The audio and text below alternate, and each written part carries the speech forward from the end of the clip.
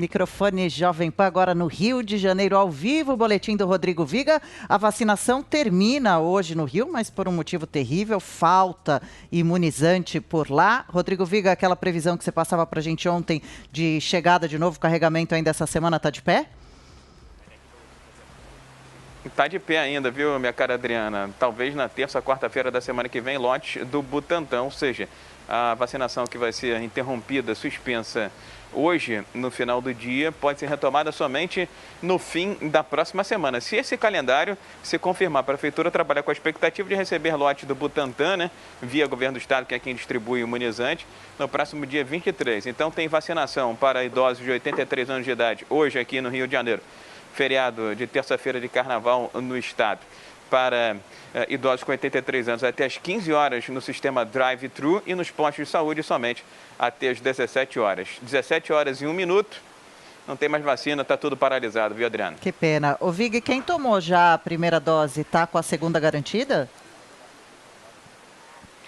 Está com a segunda garantida, sim. Isso até foi alvo de um debate, uma polêmica nas últimas horas aqui no Rio de Janeiro, porque a Prefeitura estava pressionando o Governo do Estado para liberar os lotes que têm estoque para aquelas pessoas que já tomaram a primeira dose e estão aguardando aquele intervalo de 14 a 28 dias para a segunda dose. A Prefeitura pediu 50 mil doses dessa que eram para a segunda dose ao Governo do Estado. E o Governo do Estado disse, nananina não, vou seguir o Plano Nacional de Imunização e a eficácia da vacina, no caso da Coronavac, prevê justamente esse intervalo, né, Adriana? Depois da primeira dose, de 14 a 28 dias, a pessoa tem de tomar a segunda dose. Ninguém sabe o que poderia acontecer, né, com a eficácia da vacina se a segunda dose fosse no 29º, no 30º, no 40º dia.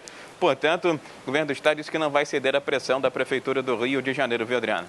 Certo, e todo mundo, claro, quer tomar uma vacina eficaz, não uma vacina de vento, como você contava pra gente, que aconteceu ontem ainda no Rio de Janeiro. Esse caso virou de polícia?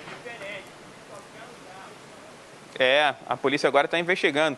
Já são 3 ocorrências dessa natureza, vacina de vento. Vai lá, pega a seringa, não tem líquido dentro, espeta o braço do idoso, coitado.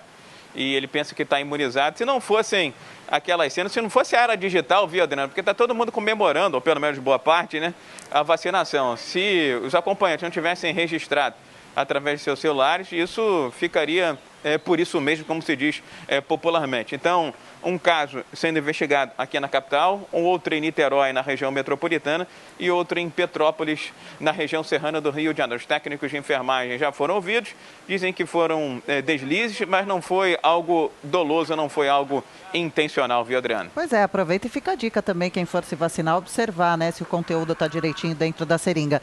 Agora, Viga, a gente andou falando também sobre a transferência de pacientes de Manaus aí para o Rio de Janeiro. Agora essa operação está em investigação. Qual a suspeita? A suspeita é de irregularidade. Sabe por quê, minha cara Adriana? Porque os 34 transferidos com Covid de Manaus aqui para o Rio de Janeiro essas transferências foram feitas à revelia do Estado. O Governo do Estado só soube da transferência quando os pacientes chegaram. Tudo bem que esses pacientes foram levados para hospitais federais, mas estão baseados no Rio de Janeiro. A regulação prevê a comunicação entre os entes. A Defensoria Pública da União prevê, a partir de agora, uma investigação mais aprofundada por conta dessas irregularidades, ilegalidades, não respeitando o protocolo de regulação. E tem uma investigação um pouco mais aprofundada, viu, Adriana? Porque desses 34, um acabou, infelizmente, morrendo. Os pacientes chegavam sem qualificação, chegavam sem também o quadro de saúde definido. Foram internados em unidades que não estavam preparadas. E a investigação mais dura diz respeito a um suposto infiltrado, um paciente oncológico que teria entrado nessa leva de pacientes com Covid. Foi para o INCA e teria furado a fila daqueles que estão esperando uma internação há muito tempo, viu, Adriano? Que loucura e que responsabilidade, hein? E, Viga, a gente já comentou hoje mais cedo aqui no Jornal da Manhã o caso dos militares que fuzilaram o carro de um músico aí no Rio de Janeiro. Relembra pra gente brevemente essa ocorrência? Adriana, a Justiça Militar deve se pronunciar ao longo dessa semana sobre a denúncia feita pelo Ministério Público contra 8 militares que fuzilaram um carro de passeio com pessoas inocentes. E nessa cena trágica, 62 tiros atingiram a lataria do carro, onde estava o músico Evaldo Rosa. o sogro, a esposa e o filho de 7 anos. O Evaldo morreu e um catador de lixo que estava por perto tentou ajudar a família, também acabou sendo baleado e morreu logo em seguida. O Ministério Público Militar denunciou 8 militares por esse duplo homicídio, anistiou outros 4, mas o que chama a atenção, viu, minha cara Adriana, o número de disparos feitos contra o veículo em que se pensava, segundo os militares, que estavam bandidos, estavam criminosos.